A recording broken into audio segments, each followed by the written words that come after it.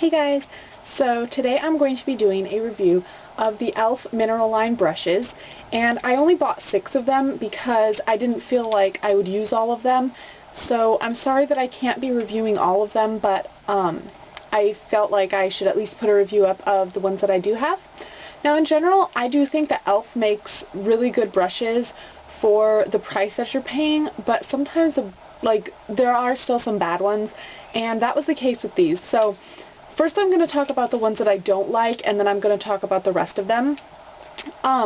Pretty much all of the eye brushes were ones that I don't necessarily think are worth purchasing, but there were only 2 that were actually bad for me. So those 2 are the e.l.f. contour brush, and if I say e.l.f., it's because when you read right here it says e.l.f., so I just sort of read that. These are all the mineral line, just to make that distinction. And then the e.l.f. blending eye brush. So the reason that I don't like these is, well, I mean 2 different reasons. So first I'll talk about the contour brush. This one, it might be good if you're actually using it for contouring, like, you know, when you put contour around your nose. However, my nose is already large and well defined, so I don't personally feel the need to do that, but I know that a lot of girls do, so if you're using it for that, it would probably work. But the reason I don't like it is it's really stiff and very dense. It's sort of like the Studio contour brush, only you can see I've lined up like where the bristles start. So this one is a lot longer, and it's just, for me, I was trying to use it as like a crease brush, and it works okay for that, but since it's so round, you can't be very precise with it, so you just end up with a giant blob of color in your crease. Now, if you can blend that out, if you want to do that, you know, this would probably work for you, but for me, I have very deep set eyes and a very small crease, so I don't like to get a lot of my crease color everywhere. I want to keep it just right in the crease so that it's not like making my whole eyes look like sunken back in my head. So if you, especially people with like monolids or something where you're trying to create more definition in the crease, this might work for you. But for me it didn't. So this was the e.l.f. contour brush from the mineral line. Then also the blending brush, and this one is sort of the opposite problem. It's not dense enough.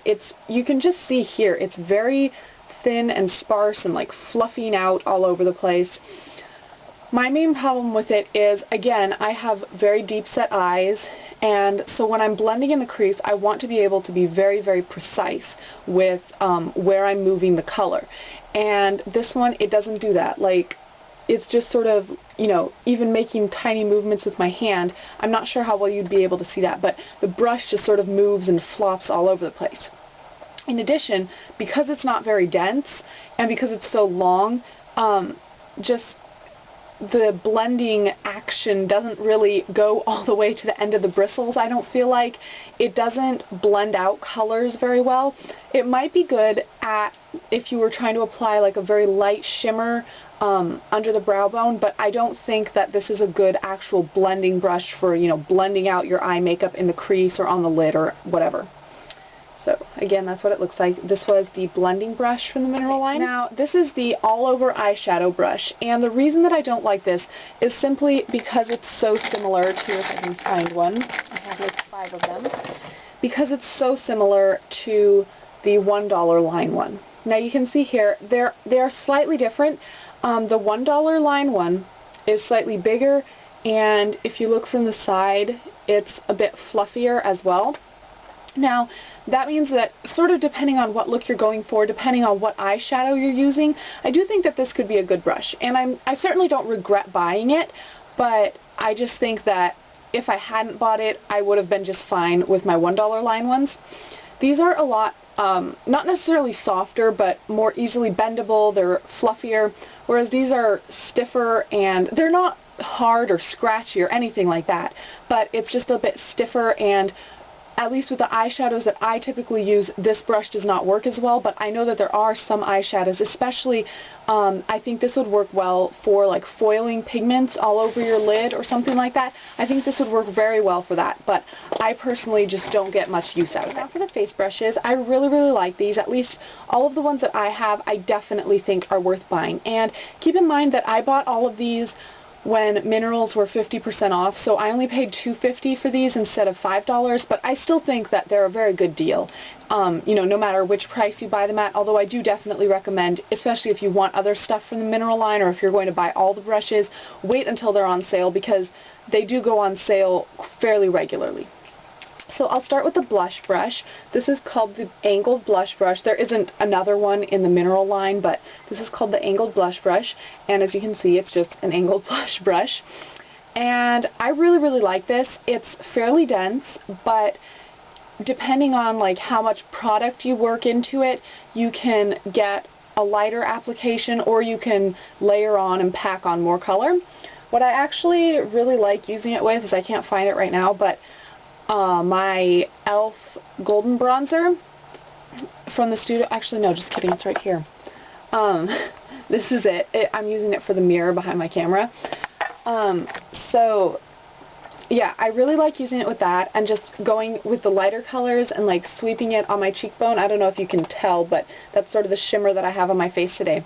So I really like this, but then I also do like, as you can see from the really pink color on it, I do like using it for blushes, especially with loose mineral blushes. Like, I'm not going to be able to find it now, but like the blush that I used yesterday was just like a loose mineral blush, and I think that this works very well for those. It's a nice size to fit on your cheek so that, you know, you can just sort of sweep it and it doesn't put too much on, but you're not having to like blend it everywhere either. Then in the haul where I got these, if any of you saw that, I was saying that I didn't know why you need both of these brushes, but I think that they're actually very different. So first, the complexion brushes. Now, I say brushes because there's one in the studio line as well, and it's also called the complexion brush. And you can see here, these are very similar in shape.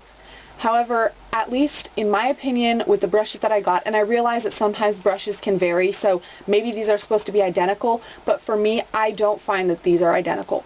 The Studio Complexion brush, it's not sparse, but it's not very dense, it's not very stiff, it's just a soft, fluffy brush.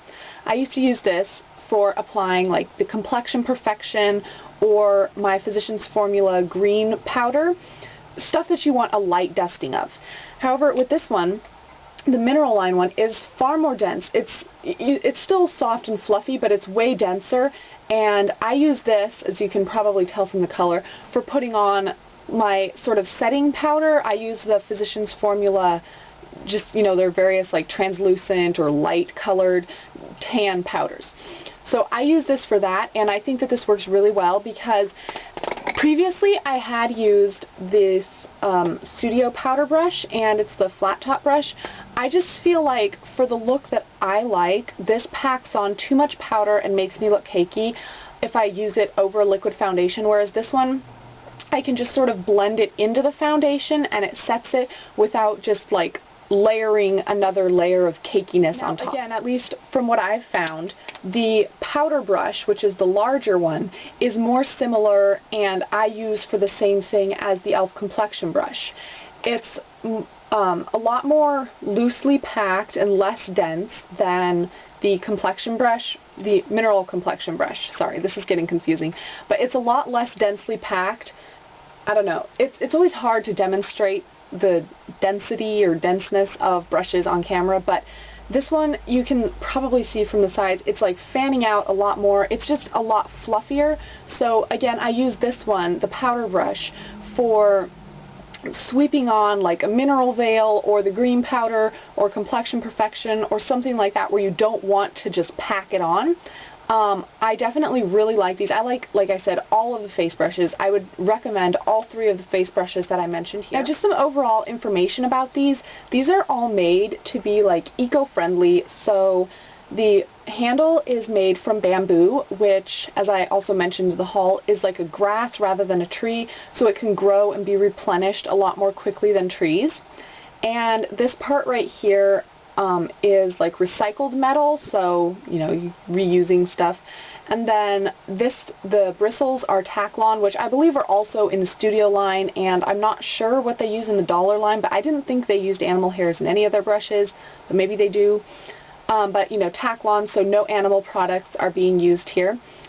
So yeah, I think that overall these are great brushes. The one downside to them, besides just, you know, the brushes that I don't like, is how they get colored, and obviously, you know, you're going to have product stain behind in any brush, but like with the Studio ones, they're black, so you can't tell how gross your brushes are, whereas these look dirty after the first use, and obviously, you know, they're not disgusting and filthy after the first use, but yeah.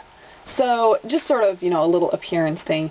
Overall, let's see, my ratings out of 10. So for the eye brushes, for the contour brush, I would rate this like a... See, this is hard because I'm rating these for me personally. If you're going to use them for a different purpose, then they might work well for you. So I hope that I've explained enough in this video that you can sort of tell, oh, well, maybe that would be good for me. Because I don't think that these are all horrible products, but some of them just don't work for me. So the contour brush for me is like a 5 out of 10. Occasionally I use it to put a color in the crease and just put a little bit and then blend it out, but I don't really like this. I don't reach for it often. The blending brush, I would rate like a 3 out of 10. I really do not think this is a good product. If you want to buy it, go ahead. I've explained what my problems with it were, but I really don't think that this is a good blending brush.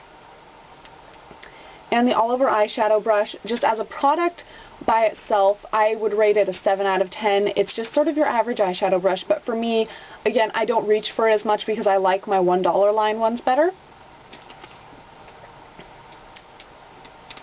This angled blush brush, like 8 out of 10. I really, really like it. And keep in mind that all of these are going to be sort of ratings based on my limited experience. I've never tried like MAC brushes or Sephora brushes.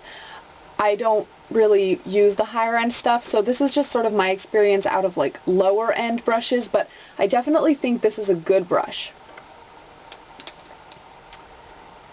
The complexion brush, again, like 8 or 9 out of 10. I really, really like this, and I think it's a great brush. And again with the powder brush, for me, I use it less just because I did already have the complexion brush from the Studio line, but as a product overall, I would say like 8 or 9 out of 10. So I hope that this review was helpful. I'm sorry that it went a little bit long, but I was trying to be as comprehensive as possible. So I hope that you guys learned something from this video and that I helped if you were thinking about buying some of these for you to make your decision. And I will see you guys later. Bye.